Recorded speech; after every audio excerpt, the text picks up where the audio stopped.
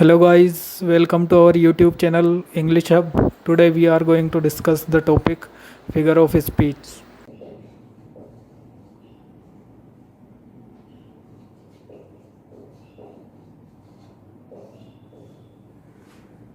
जब हम figure of speech की बात कर रहे होते हैं तो सबसे पहले हमें ये जानना जरूरी होता है कि फिगर ऑफ स्पीच है क्या। फिगर ऑफ स्पीच के बारे में एक figure of speech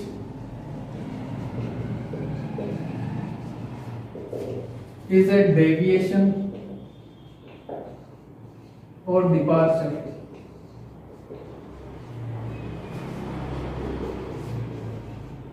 from the ordinary way of expression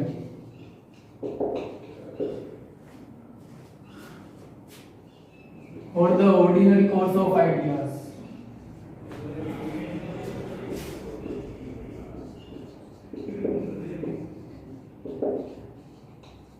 In order to produce a greater effect.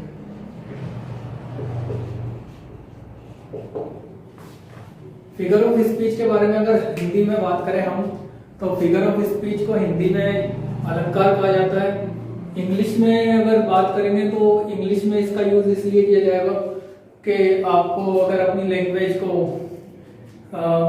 इस तरीके से दिखाना है कि आप ऑर्डिनरी वे ऑफ एक्सप्रेशन से कुछ अलग दिखाना चाहते हैं अपने किसी भी रचना में, तो वहां फिगर ऑफ स्पीच का प्रयोग किया जाता है। इसको कह सकते हैं अपनी भाषा को अलंकृत करने के लिए या फिर अपनी भाषा में कुछ अच्छे एक्सप्रेशन देने के लिए इसका प्रयोग किया जाता है। जैसे कि यहाँ मैंने इसकी डेफिनेशन लिखी है, a figure of speech is a deviation और डिपार्चर। एक फिगर ऑफ स्पीच डिपार्चर है from the ordinary way of expression. आप जो लैंग्वेज में अपने एक्सप्रेशन देते हो उसके ऑर्डिनरी वे से आप कुछ हटके बताओ, और the ordinary course of ideas, और या फिर अपने आइडियाज को सरल लैंग्वेज में कहने के बजाय कुछ एम्बेलिश वे में कहा जाए, in order to produce a greater effect, ताकि आप सामने वाले व्यक्ति पर अपना जो प्रभाव है वो अच्छे तरीके से दे सके। फिगर ऑफ स्पीच की जब बात की जाती है तो figure of speech majorly 5 categories में डिवाइड किया जाता है। यहां पर देखेंगे हम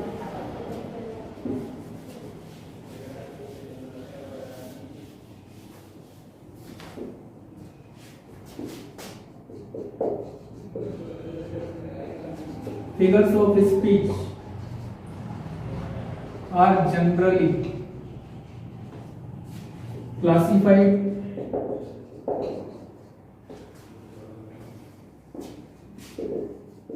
into 5 major categories.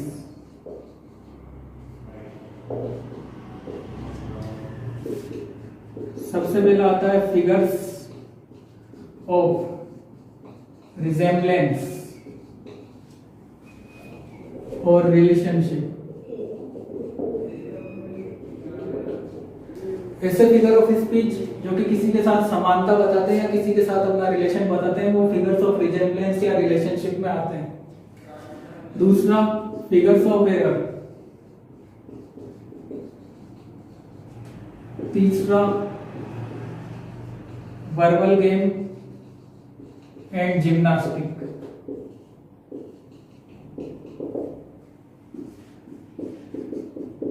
चौथा फिगर्स ऑफ साउंड। पांचवा फिगर्स ऑफ एम्फेसिस और अंडर स्टेटमेंट। जब फिगर ऑफ स्पीच की बात की जाती है तो इन 5 मेजर कैटेगरीज में फिगर्स ऑफ स्पीच को डिवाइड किया जाता है। इनके अंदर अलग अलग फिगर्स ऑफ स्पीच आते हैं, जैसे कि सिमिली, फिगर्स ऑफ रिजेम्बलेंस और रिलेशनशिप में आता है। आपके कोर्स के हिसाब से हम एक एक करके फिगर्स ऑफ स्पीच को डिस्कस करना शुरू करते हैं।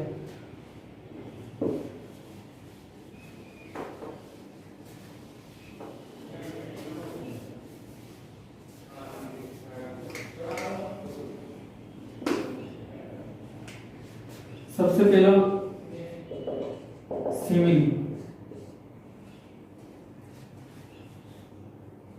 सिमिली के बारे में सबसे पहली बात कि ये सिमिली जो है falls under the category of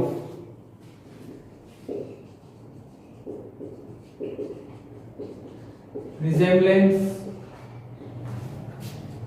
और रिलेशनशिप। ये क्वेश्चन आपसे पूछा जा सकता है कि सिमिली जो है कौन से कैटेगरी से बिलोंग करता है, तो आपको ये आंसर लगाना है रिजेम्बलेंस या रिलेशनशिप। इसका दूसरा पॉइंट डिस्कस किया जाए तो दूसरा पॉइंट है the word simile comes from the Latin word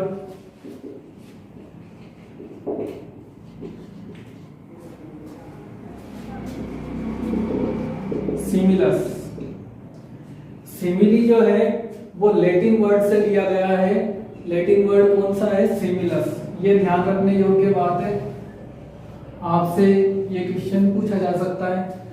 सिमिलस का अर्थ which means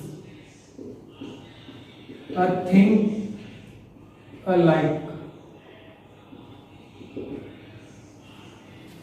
or likeness।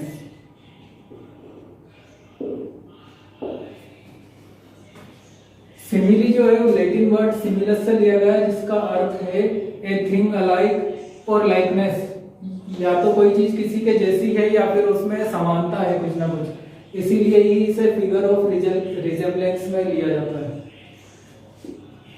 Simile की अगर डेफिनेशन की बात करें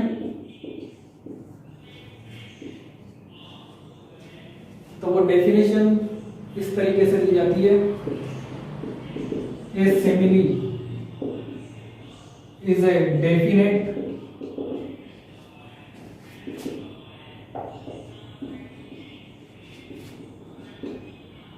वे of comparison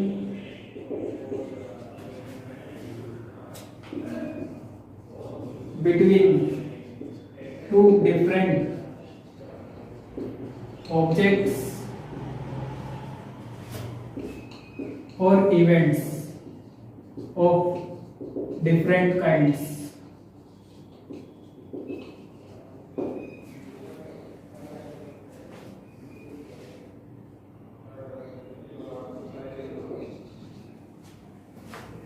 Having at least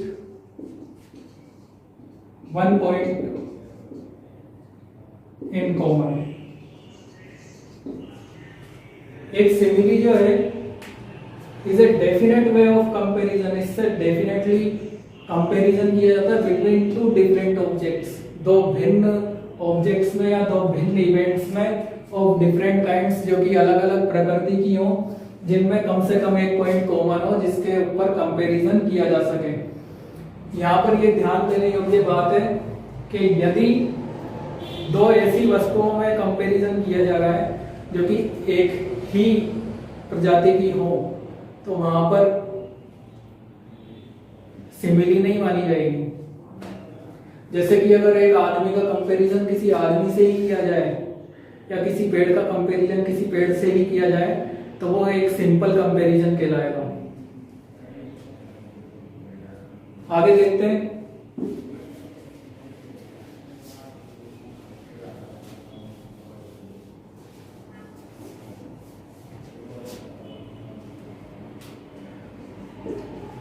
A simile is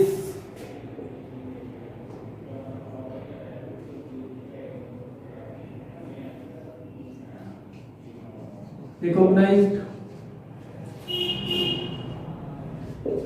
by the introductory words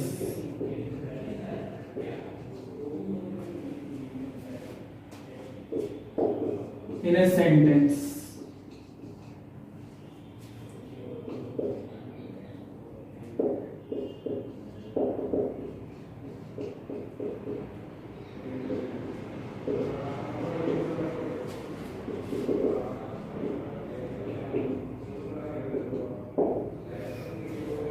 A एक सिमिली को है जो है किसी भी सेंटेंस में इंट्रोडक्टरी वर्ड से बिना पहचाना जाता है।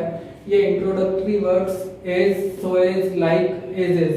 आपको एक क्वेश्चन ये भी पूछा जा सकता है कि सिमिली में जो कंपैरिजन है वो किस प्रकार का होता है। वो कंपैरिजन होता है एक्सप्लिसिट। एक्सप्लिसिट का मतलब होता है क्लियर कट कंपैरिजन।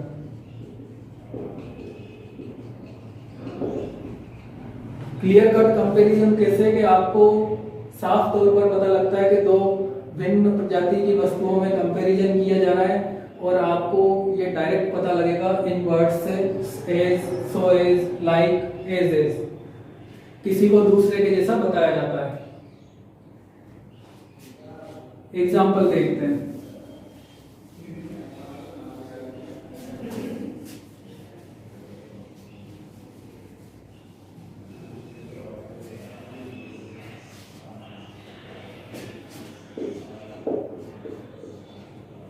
एग्जाम्पल जैसे कि कहा जाए life is like a dream. Life का कंपैरिजन किससे किया जा रहा है? ड्रीम से। कि लाइफ कैसी है? एक सपने के जैसी है। He is like a lion. He का कंपैरिजन लोइन से। वर्ड इंट्रोडक्टरी वर्ड क्या आ रहा है? लाइक। अपन ही का कंपैरिजन जब लोइन से देखेंगे और इंट्रोडक्टरी वर्ड देखेंगे तो अपन पहचान जाएंगे इस सेंटेंस में कौन सा फिगर ऑफ स्पीच यूज किया गया है, सिमिली। और देखते हैं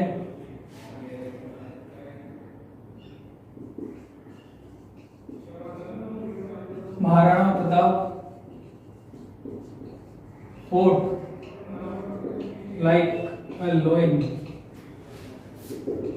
in the battlefield। Maharana Pratap जो है उन्होंने बैटलफील्ड मतलब युद्ध भूमि में कैसा युद्ध किया? एक शेर के जैसा। यहाँ पर महाराणा प्रताप का कंपैरिजन किससे किया गया है? शेर से। और इंट्रोडक्टरी वर्ड क्या आ रहा है? लाइक। किसी का कंपैरिजन किसी से पर प्रजाति में भिन्न है।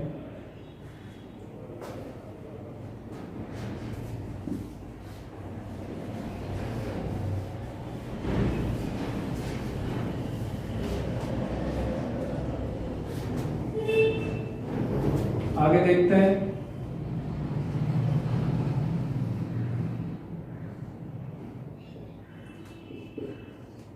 The story is as old as the hills. Story जो कहानी है उसे कैसे बताया गया है? हिल्स के जैसा। कि वो कितनी पुरानी है? जितनी पहाड़ियां पुरानी है। और आपके इंट्रोडक्टरी वर्ड क्या यूज किए गए? As as. तो जब कंपैरिजन दो चीजों के बीच में है और आपके इंट्रोडक्टरी वर्ड्स आ रहे हो तो आपको एक सेंटेंस में देख के पहचान जाना है कि यहाँ पर कौन सा फिगर ऑफ स्पीच यूज किया गया है? सिमिली।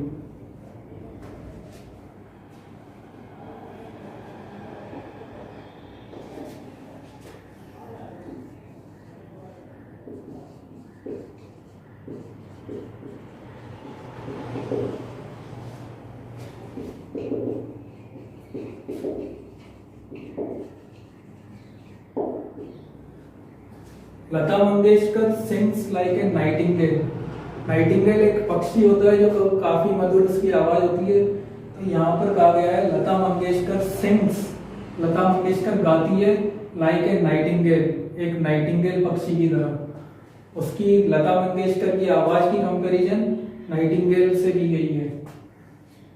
तो यहाँ पर इंट्रोडक्टरी वर्ड लाइक। तो अब मेरे को जब पूछा जाएगा कि इस सेंटेंस में कौन सा फिगर ऑफ स्पीच है तो हमें क्या लगाना है? सिमिली। ये बात सिमिली के बारे में।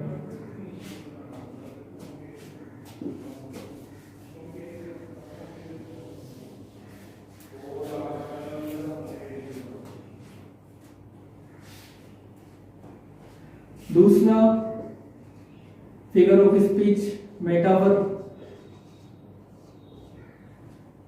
मेटाफर के बारे में जब बात करेंगे तो सबसे पहली चीज, the word metaphor comes from the Greek word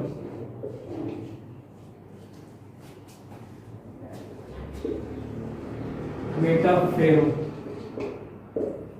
यहाँ पर ये ध्यान रखने वाली बात है, अगर आपके क्वेश्चन आता है कि मेटाफर किस शब्द से लिया गया है, तो आपको ग्रीक वर्ड मेटाफेरो से लिया गया है, ये ध्यान रखना है।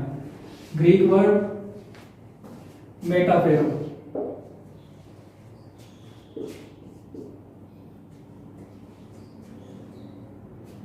मेटाफेरो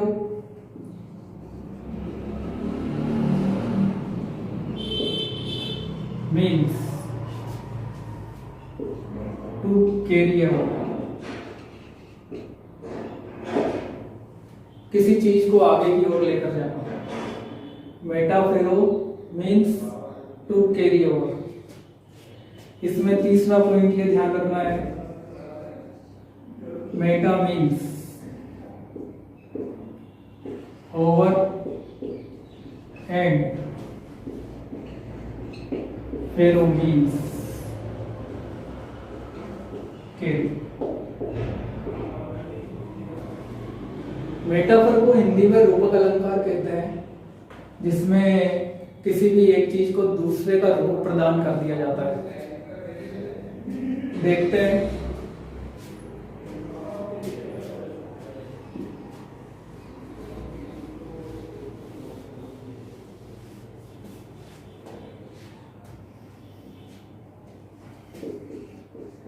definition.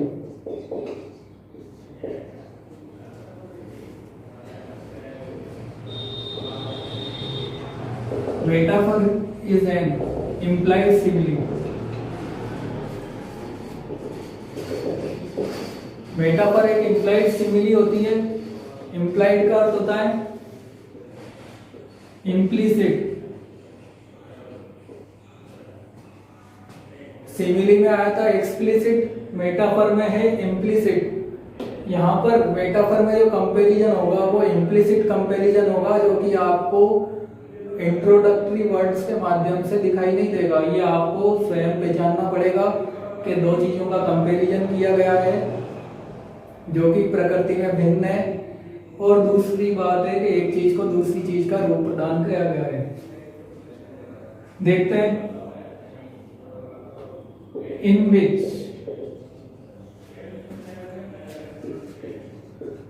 two different things are compared,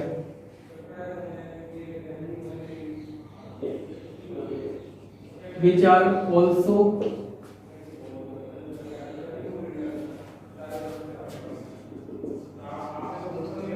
different in nature. यहाँ ध्यान रखने की बात यह है कि मेटाफर जो है इम्प्लाइड सिमिली होती है, जिसमें दो डिफरेंट थिंग्स को कंपेयर किया जाता है, मतलब तुलना की जाती है, जो कि अपनी प्रकृति में भिन्न होते हैं।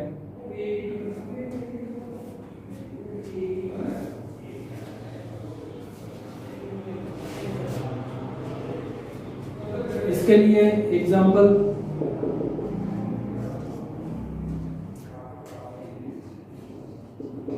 Variety is the spice of life. Variety यानी भिन्नता, जीवन में जो अलग अलग काम करते रहना उसे वेराइटी कहा जाएगा। वेराइटी जो है उसकी तुलना किससे की गई है? स्पाइस से। कि अगर जीवन में अलग अलग चीजें ना हो तो जीवन में कुछ मसाला नहीं रहता, तो ये वेराइटी की तुलना स्पाइस से की गई है कि वेराइटी जो है जीवन का क्या है? स्पाइस। वेराइटी को रूप दिया gaya है स्पाइस का। जैसे कि अगर सिंपल एग्जांपल देखें तो Maharana Pratap was a lion in the battlefield। Maharana Pratap जो है बैटलफील्ड में क्या थे? लॉयन। महाराणा प्रताप को लाइक वाइज नहीं बताया गया, महाराणा प्रताप को सीधा रूप दे दिया गया लोइन का। तो यहाँ पर जब रूप दे दिया गया तो ये रूपक अलंकार हिंदी के हिसाब से और इंग्लिश के हिसाब से मेटाफर आएगा। महाराणा प्रताप को किसका रूप दिया गया है? लोइन का। वी मस्ट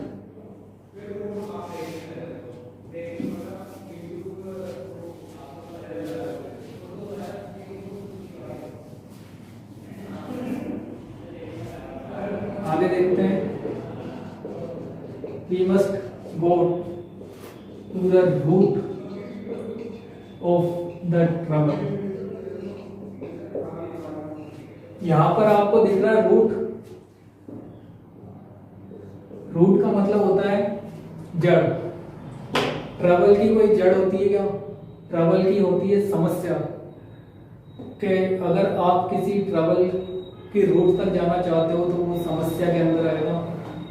यहाँ रूट को किसका, यहाँ पर कारण को किसका रूप दिया गया है? रूट का। कारण को किसका रूप दिया गया है? रूट का। कि हमें ट्रबल की रूट तक जाना है और रूट का असली अर्थ क्या निकल रहा है? कारण। कारण को किसका रूप दिया गया? रूट का। इस तरीके से मेटाफर चलता है। जैसे कि आपसे डायरेक्ट कहा जाए ही इज ए हरक्यूलिस। ही का कंपैरिजन किससे है? हरक्यूलिस से।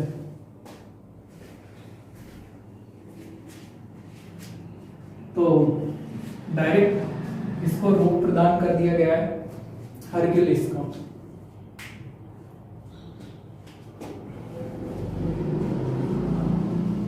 Camel is the ship of desert। Camel को रूप प्रदान किया गया है शिप का, जहाज का। कहाँ का जहाज? डेजर्ट का, रेगिस्तान का जहाज।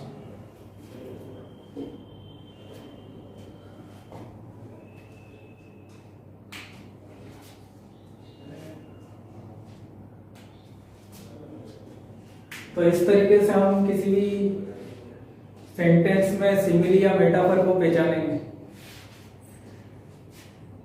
सिमिली में कुछ वर्ड्स होंगे इंट्रोडक्टरी वर्ड्स, जैसे कि like, as, as as, so as, comparison करने के लिए। जबकि मेटाफर में आपके सामने जो एग्जांपल दिया जाएगा या फिर जो भी आपसे क्वेश्चन पूछा जाएगा उसमें आपको इंट्रोडक्टरी वर्ड्स नहीं मिलेंगे, एक चीज को दूसरे का रूप प्रदान किया जाएगा डायरेक्ट। आपको कुछ बातें हैं जो पॉइंट वाइज मैंने बताई हैं वो भी याद रखनी है, वो भी एग्जाम के हिसाब से इम्पोर्टेंट है। एक चीज और कि मेटाफर जो है इसकी कैटेगरी भी, मेटाफर जो है इसकी कैटेगरी भी फिगर्स ऑफ रिजेम्बलेंस और रिलेशनशिप में आएगी। ये थे सिमिली और मेटाफर के बारे में जानकारी।